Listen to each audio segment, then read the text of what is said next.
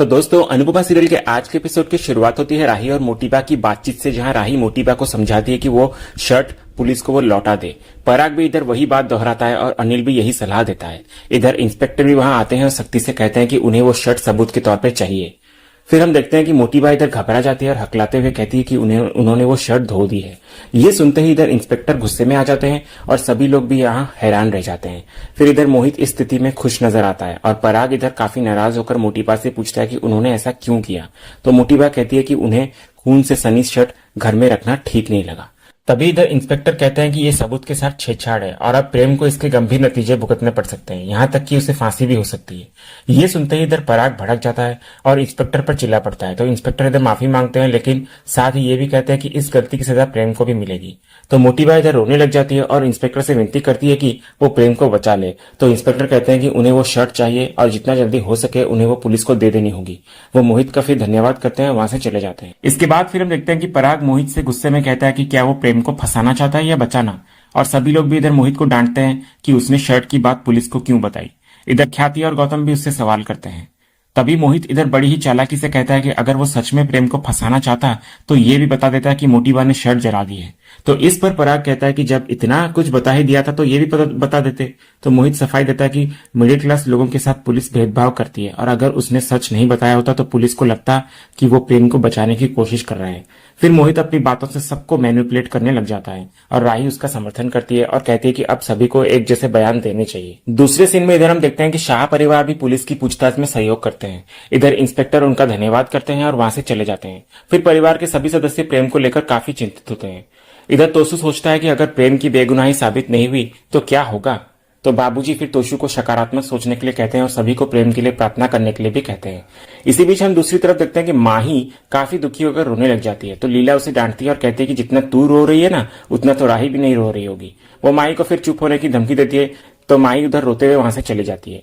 वहीं दूसरी तरफ हम देखते हैं कि मोहित जेल में प्रेम से मिलने आता है। वो प्रेम की वीडियो रिकॉर्ड करता है और उसे आशीष की हत्या की बात कबूल करवाने की कोशिश करता है, लेकिन प्रेम इधर घबराया हुआ होता है। तो साफ कहता है कि उसने किसी की हत्या नहीं की। तो मोहित इधर बार बार उसे याद दिलाने की कोशिश करता है कि वो लड़ाई के बाद कैफे वापस गया था और आशीष को मारा था, लेकिन प्रेम सिर्फ इतना कहता है कि उसने धमकी दी थी, हत्या नहीं की थी। दूसरे सीन में इधर हम देखते हैं कि राही अपने कमरे में होती है और गुस्से में चीजें फेंक रही होती है और कहती है कि ऐसा उसके साथ ही क्यों हो रहा है। तभी वहां बादशाह आता है और उसे समझाता है। तो राही फिर रोती है और बादशाह कहता है कि प्रेम जल्दी घर वापस आ जाएगा। इधर दूसरी तरफ हम देखते हैं कि अनुपमा और राघव दोनों त्रिपाठी से जाकर मिलते हैं।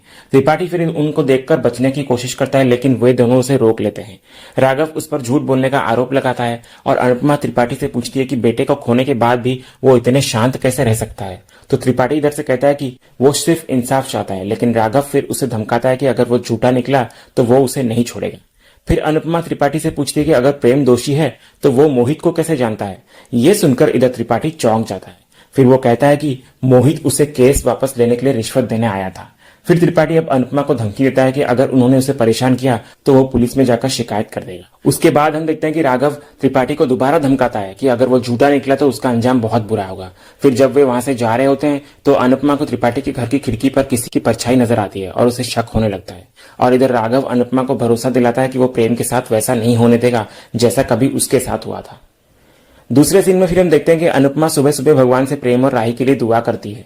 हमेशा की तरह वो सभी पशु पक्षियों को दाना डालती है और उनसे भी प्रेम की सलामती के लिए प्रार्थना करने को कहती है। इधर सीरियल में आगे हम देखते हैं कि राही जेल जाकर प्रेम से मिलती है और इधर प्रेम अपने डर को जाहिर करता है कि कहीं वही आशीष का कातिल ना हो।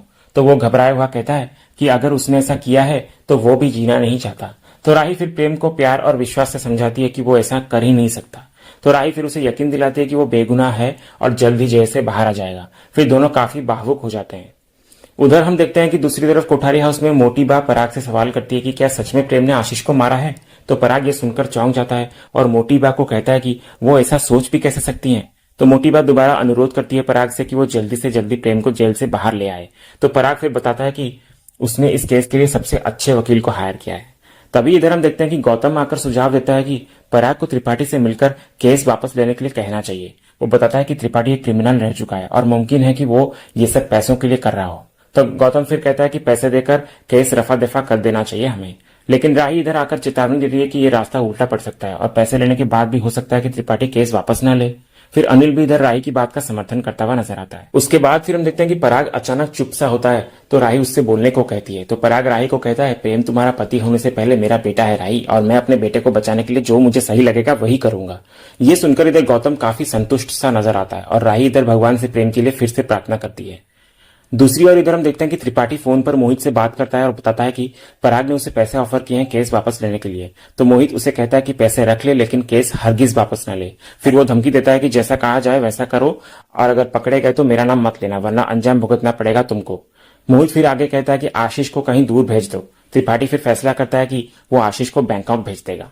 उसके बाद फिर हमें आगे दिखाया जाता है कि आशीष हेलमेट पहनकर बाहर जा रहा होता है कहीं।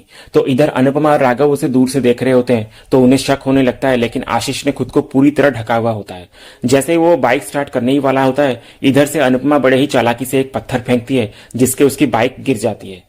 फिर अनुपमा अपने फोन का कैमरा खोल लेती है ताकि हेलमेट हटते ही चेहरा रिकॉर्ड हो जाए, लेकिन तभी उसी वक्त त्रिपाठी वहां पहुंच जाता है और कैमरे के सामने आ जाता है।